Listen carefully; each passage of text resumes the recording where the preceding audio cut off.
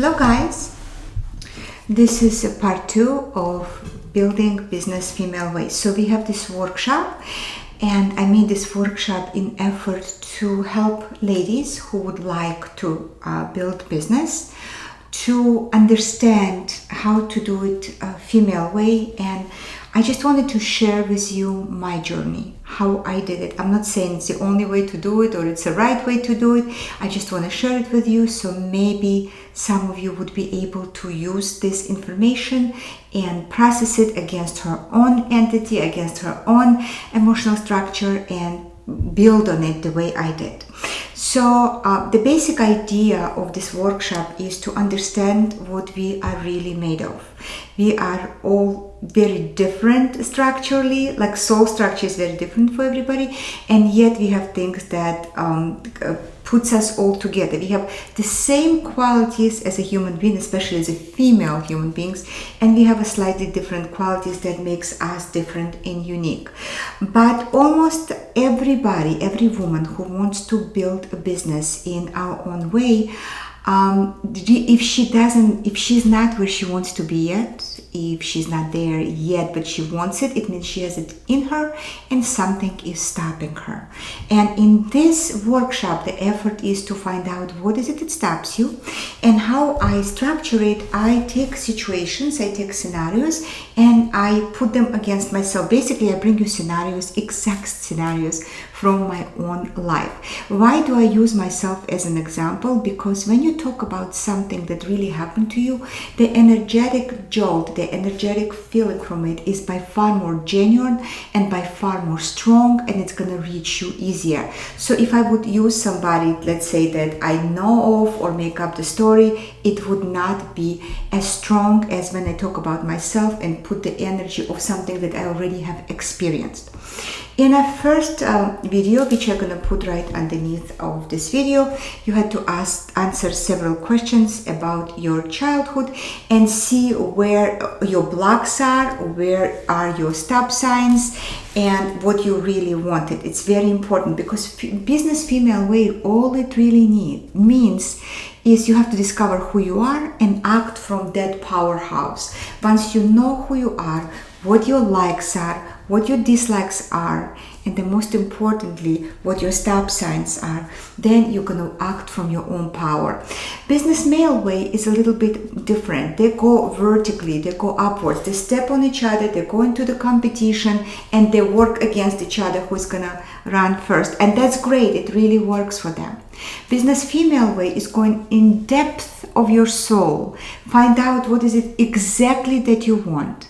What is it exactly that you love? What exactly you want your business to look like and your workday to look like, and build from that energy. Use that as a powerhouse for you to build. So one of the things that I know stopped me for the years that I want to address in this video, because in videos I'm going to be addressing things one by one. I will try not to overstretch them.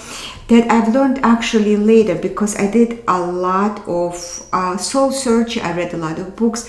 I took a lot of trainings. I took a lot of webinars and the therapy, not only a regular conventional therapy, but I worked with people who did numerologists, astrologists, and I put this all together just to figure out who I really am and what I'm built from, and how to base my business entity from it, so it would come from my authentic self. And I make a lot of mistakes. I still make a lot of mistakes, but we're going to be talking about that too. It's going to be like ongoing thing that once in 2-3 weeks I'm going to come to you and share with you with this information. So one of the things that I found out about myself that didn't allow me to build my business until later years, because don't forget I started my business itself entity in my mid-40s actually, but it grew very quickly, was that in my entity was imprinted, embedded like in stone, I don't deserve program. So where did it came from? You know, in Antoine Saint-Exupéry's book, Little Prince, it says we all came from childhood. Basically, we were made in childhood.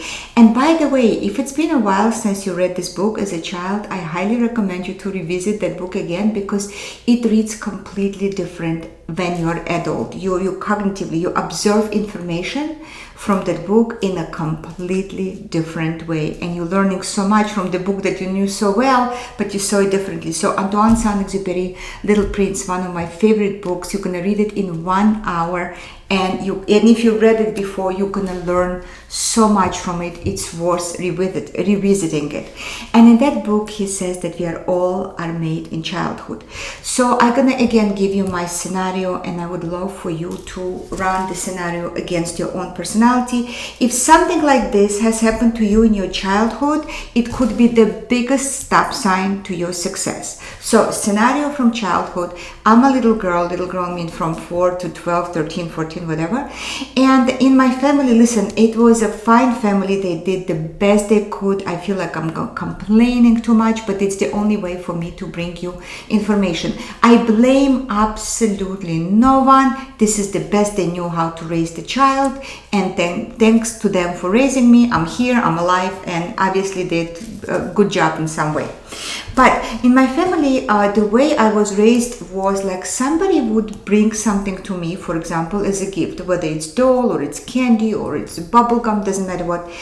And it's very interesting. I was showing that item, let's say if I wasn't there to receive it, I was showing this item later and say, Auntie so-and-so brought this to you, but I'm not going to give it to you because you don't deserve it. Or I remember my cousin brought me, he went to Japan and he brought me this amazing eraser. He was in Bolshoi Ballet academy school, and he went to Japan, and every time he would go somewhere, he would bring me something that we were in Soviet Union, that we didn't have in the Soviet Union, that I adored. And I remember him bringing me this eraser that was shaped like strawberry. I was dying to have that, but I was taken away, that strawberry eraser was taken away from me. And I've been told that I don't deserve it. And of course, in that moment, I was like, no, I deserve it. I want it. But what really happened, it was not really about gum or strawberry or a toy.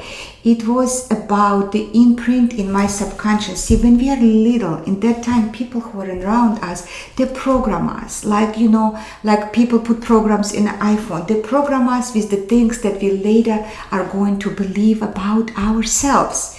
And one of the programs that was really horrible and detrimental for my entity was, you don't deserve it. You have to deserve to have the candy or bubble gum or a toy, but you're not good enough. Therefore, you don't deserve it. And after a while, when people say you don't deserve it, you start to believe in it. You start to believe that you don't deserve it.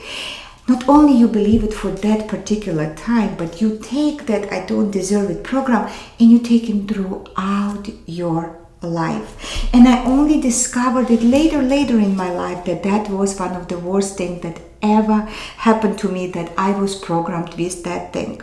If you find yourself, and now the exercise, how are we going to get rid of that disease? Because you know what it is?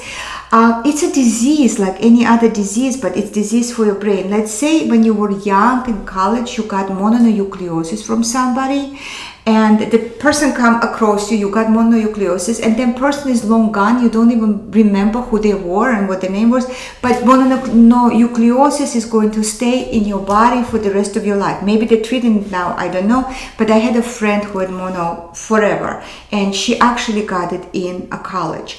So the same thing with those programs. People put those programs into your subconscious, and people are gone, you not even see them anymore. But those ugly programs, they stay with you and they rule your life. And now you're a carrier of this program. So what do we need to do now? We need to get rid of that program. How do we regret of this program? You have to do meditation every day, where you're going to sit in the quiet and tell yourself you deserve of everything the best, and allow yourself to have a good that day experience at least. Because what happens with people who don't think they deserve good things in life, very often they bring bad things on themselves. So you believe that you don't deserve something. The second thing that's going to happen to you, you're going to be scared when something good is happening to you, because you know you don't deserve it. So if something good happening to you, something bad is going to definitely happen afterwards. So people like me, my whole youth, when I had things good things happening to me, I was so petrified of them that I was looking or creating the scenarios when something bad would happen, so I wouldn't be so scared of the good things. Why? Because I don't deserve good things, remember? So I have to manifest myself something bad to punish myself because I don't really deserve good things. And when good things are coming because I don't deserve it, I will have to pay for it. So you understand the scenario, this very vicious, very toxic cycle where you bring it up on yourself because the program is there. So what we need to do? We need to tell to ourselves that we deserve it. And not only you have to tell to yourself that you deserve it, you have to allow yourself to have a good life experience. Believe me, we're gonna connect it later to the business. A business is something that takes risk. And if you're not gonna be allowing yourself to take risk if you know in advance that you don't deserve good outcome. See how it works? It's a chain. How you're going to take risk if you don't deserve good outcome? Think about it. So number one thing we need to do in this video is to tell to yourself that you deserve the best things in life and that you allow yourself to have a good day and nothing bad is going to come out from it. So the homework for this particular video, I just don't have more glamorous word, that's why I call it homework, is write down, and it's going to be difficult. It's going to be difficult. It might take you a week. Write down 100 reasons why you deserve all the best things in life. And it could be like silliest thing. I deserve Balenciaga bag. I deserve, I don't know, the Cartier jewelry. I deserve vacation. I deserve the cupcake. I deserve a good day. I deserve a loving partner. I deserve the best, best children. Children are always the best. I'm obsessed with children. But I deserve for my children to have a great life. Because it goes generational. If you don't think you deserve, you're going to prevent your kids from deserving too. You're going to make them feel like they don't deserve it either. So the whole idea of this video is for you to write 100 reasons why you deserve all the best in life.